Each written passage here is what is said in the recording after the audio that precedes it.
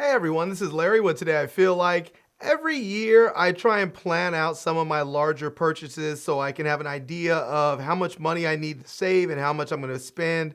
And so I have like 5 things that I want to buy this year. And I wanted to talk about them, show you what they are. And the top one is something that is really just for me. And that's because normally when I'm buying stuff during the year, it's usually camera gear or some other sort of photography or videography related product, something that I can use for work. And I need something that's just for me, that's just straight up stress relief. So let's jump in to number one. Now, number one is a handheld gaming console. Now, I had a Nintendo Switch and my brother got me for it the last time he came out here, but I wanted to get a replacement anyways, and I've been looking at maybe getting a Steam Deck, and this is the Steam Deck here, and I really want one of these Steam Decks, but unfortunately, they're just impossible to get. They're sold out. And as far as I know, you can't get, like, they stopped making this one here, the 256 gig LED one, LCD one. They stopped making that altogether. They do make the 512 OLED and the 1 terabyte OLED, but as you can see, they're out of stock. And you can see from here, it says, note, Steam Deck OLED may be out of stock intermittently in some regions due to memory and storage shortages. The Steam Deck LCD 256 is no longer in production and once sold out will no longer be available. So yeah, you can't even get one of the Steam Deck consoles right now. And that kind of sucks because that's the one that I was really hoping to grab. But since it's unavailable and I still want a console, I started looking elsewhere and this is what I found. Now this is the MSI Claw 8 AI Plus. Now mind you, it is considerably more expensive than that Steam Deck. Even the most expensive Steam Deck, which is the 1 terabyte OLED, is $649, whereas this MSI Claw 8 AI Plus is $1,099, and this one doesn't even have a OLED screen on there. But what it does have is a full version of Windows. This thing it has an 8-inch screen on here, so it has a bigger screen. All the reviews that I've seen say that it has a much more immersive feel when you're playing games, but it also has a full version of Windows in there. It is a full-blown computer. And that to me is very cool because if I need a computer, I can plug this thing in and have a full Windows PC at my disposal at any given time, or I can use it handheld if I want. I seriously doubt that I'm going to use it that way, but for gaming, I think it's going to be pretty fantastic. Everything that I've seen from the reviews looks like this is the handheld gaming system to get. A lot of people say get the Steam Deck, but if you can't get the Steam Deck because it's not available, then you have to find something else. All right, number 2 on my list is the Google Pixel Fold. Now, they're on the 10 right now, the Google Pixel Fold 10. Next, or actually this year, it'll be the 11.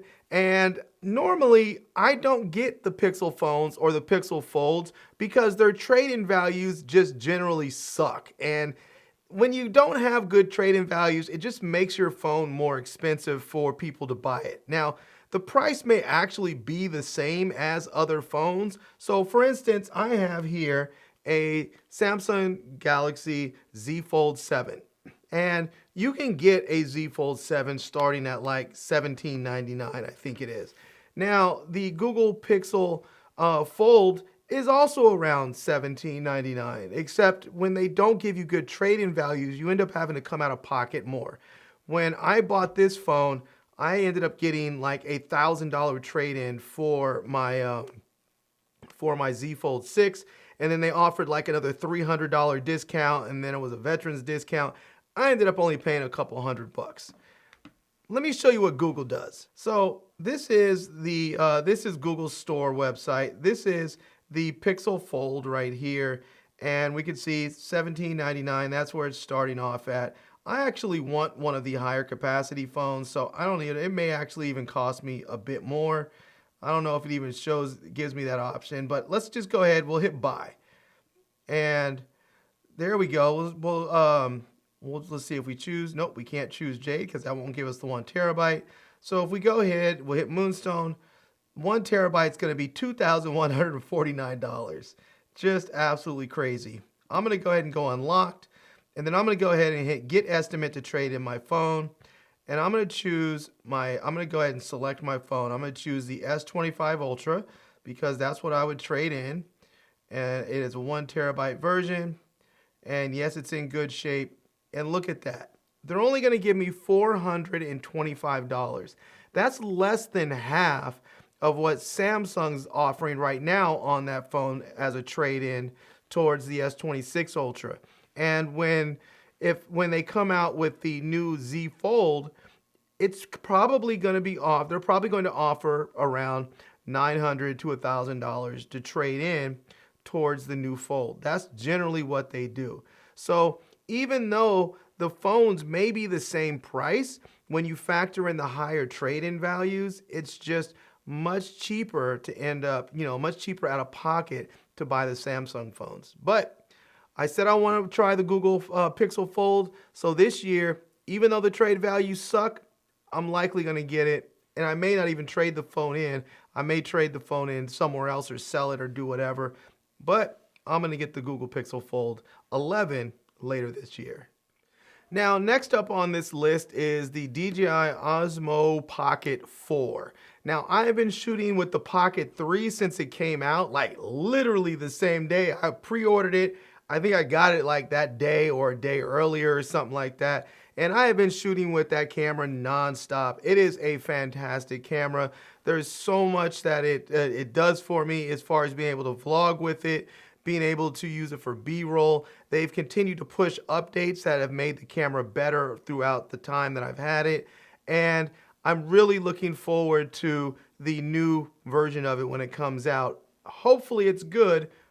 I'm usually pretty good about saying I'm just going to get it and try it and not worry about what other people say right off the bat. And that's probably what I'll do because the camera is not too expensive. It's usually a few $100s, so it's not like buying a DSLR where you might spend $2,000 or $3,000. It's generally going to be less than $1,000 even with the creator kit. Now, the version 3, this is the one that I currently have, and it's a fantastic camera. It really is. But I'm curious to see what they're going to come out with the 4. And one of the things I would really like to see with the 4 is to have a higher resolution camera as far as stills are concerned. It shoots 4K, and if we look at the specs here, it's a little small, but let's see if we can see where the you can see right there it has a 1-inch sensor, and as far as resolution, it shoots 4K video, but for stills, look at that. It only shoots 9.4 megapixels. That is just not very good.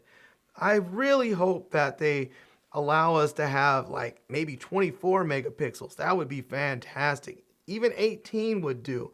And I would love it if they gave us a higher resolution, video option like 6K or 8K.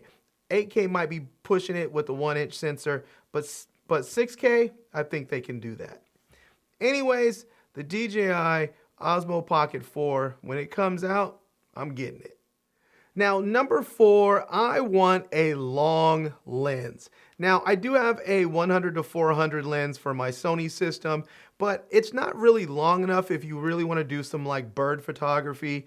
And I really would like to get into doing some bird photography. I think it would be relaxing to go out, just be in nature, spend some time, stay quiet, photograph some birds.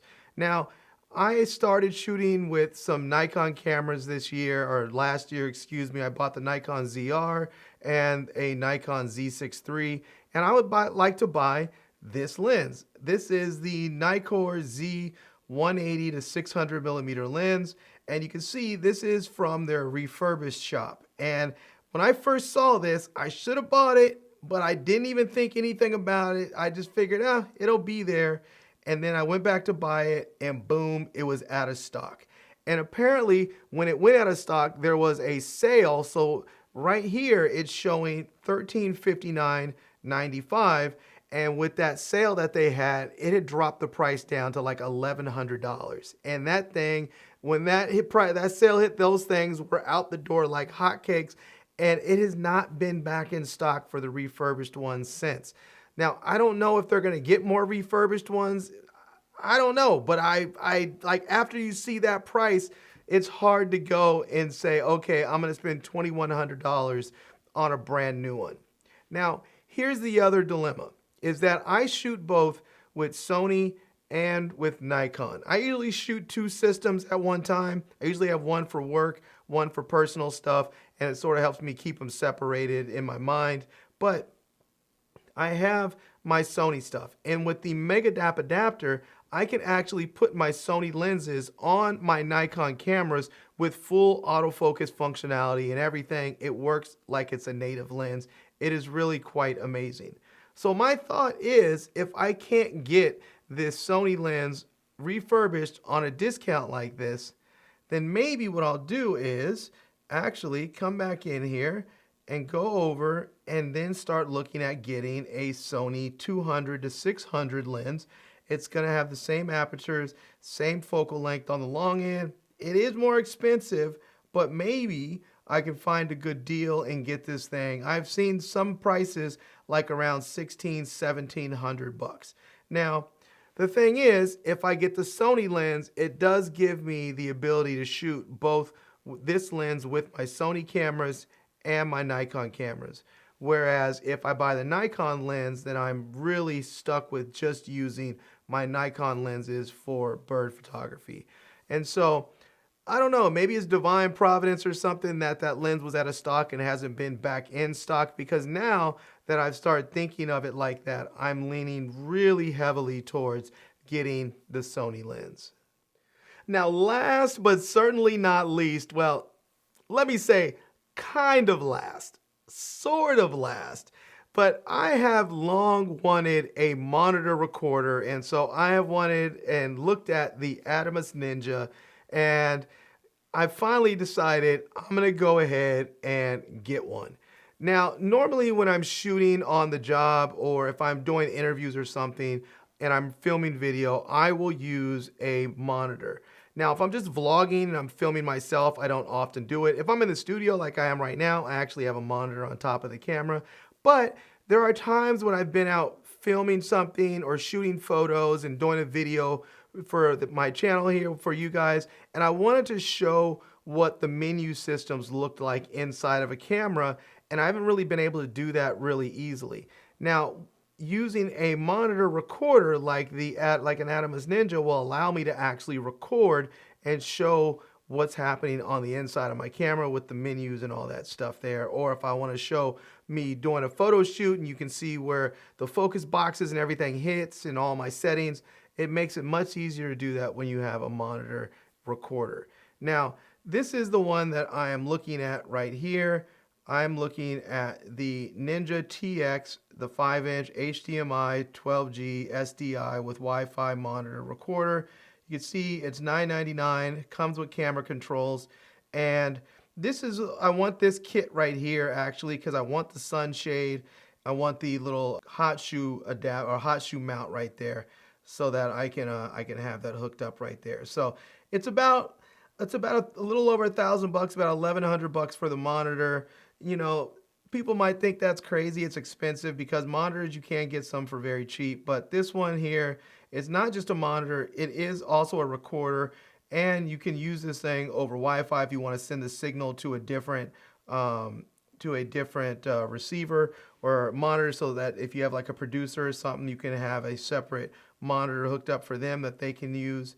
And it actually uses CF Express Type B cards. Now, I love that because when I'm shooting with, say, my Nikon ZR or my Nikon Z6 III, both of those cameras actually use CF Express Type B cards. And so now I don't have to carry multiple memory types. I can just carry CF Express Type B cards. I can put one in my camera, one in my B camera, one in my monitor.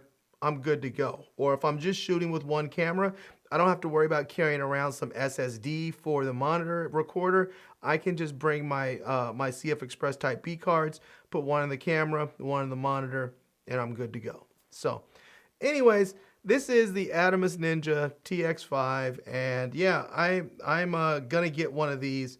I'm looking forward to it. I'm likely gonna get this kit or some variation thereof, and I love the fact that with this, I can actually shoot Apple ProRes RAW. So with my Nikon ZR, I can shoot Red RAW and Apple ProRes RAW. The same thing with my Z6 III, I can shoot ProRes RAW internally. But if I'm using one of my Sony cameras, like my A7 CR or my A7 S3, I can't shoot Apple ProRes RAW internally. I can shoot it if I'm using one of these monitors. So that's going to be really interesting to see how that works out. So yeah, anyways, that is the last one. That's the last thing I want to buy this year. Sort of. Let me tell you about one other possibility. Now, I said sort of, and that's because on my list, I did have the DJI Mini 5 Pro, and I really want a new drone, something that is small, under that 400 or 249 gram limit. I really want it to, I want something nice. I want something with obstacle avoidance and all the other bells and whistles. And I was waiting for the 5. But then the 5 came out, and there was all of this talk about how the manufacturing variances were off, and there were people who were getting drones that weighed more than 250 grams, and they couldn't fly it because once you get over 250 grams, you then need a FAA license in many places, and then you have to start, doing flight plans. It just becomes a whole much more complicated thing. And there were people saying that they would buy one and it was over. They'd return it and buy another one, and the other one they'd buy was under. Some people would say, hey, the batteries, once you put the batteries in there, some of the batteries weighed different, were different weights, and it would put them over the limit. It just seemed like the DJI Mini 5 Pro was a mess. And so I just said, I'm not going to get that one. I'm going to go ahead and get the 4. So let's head over and take a look here. So I'm going to jump in. This is on the DJI website. And if we come over here, actually, we can see the DJI Mini 4 Pro. This thing looks super duper cool. And the problem is, if I come over here and hit buy now, look at that, $759. That's a fantastic price. I want that right now for that price. And that comes with the DJI, that's with that remote too, that has a screen on it. And you see, it's under 249 grams. Fantastic. 4K, 60 frames a second, true vertical shooting, omnidirectional obstacle sensing, extended battery life, all that good stuff, except it's out of stock. And so you think, okay, that's out of stock. Let me go ahead and see if I can buy the more expensive one with the kit. Nope, out of stock. What about the really super kit? Nope, out of stock. You just can't buy the doggone thing right now. It's out of stock everywhere, and it's killing me because I would really, really like to buy that drone, but I can't. And I know I should probably buy the Fly More combo so I have the extra batteries, but it is a little bit more expensive when you buy that kit. But at this point, I think, like, if I find it at a Best Buy or a Micro Center or at B&H or something, and it shows up in stock, even if it's a little bit more, I think I'm just going to go ahead and pick it up. Because once it goes out of stock again, I have no idea if it's ever going to come back in stock. So there you go. Anyways, that's it. That's what I want to buy in 2026. All right, everyone. Well, there you go. Those are 5 things, well, sort of 6 things that I want to buy in 2026. And yeah, I think I'll probably get most of them, if not all of them, depending on how my finances are and the availability of them. And maybe I'll get lucky and I'll get a company to send me 1 or 2, but probably not. Usually the things that I buy are things from like these big brands where they're dealing with huge influencers and they don't need a little pipsqueak channel like mine getting in the way. So usually when I want to go and use those products and review those products, I have to buy them myself. So anyways, I'm going to leave links to them all down below in the video description so that you can check them out too. And who knows, maybe you want to buy some or one or all of them as well. But I'm going to leave links to them all down below so you can check them out. I'm also going to leave links to my Amazon page and my social media contacts so you can reach me elsewhere. And I hope you enjoyed seeing this video. If you did, please give it a big thumbs up. And please subscribe to this channel. And follow me on Instagram. And I am Larry with Today I Feel Like. Thanks for coming back to see me. Come back and see me soon. And until next time, love, peace, and hair grease. Peace.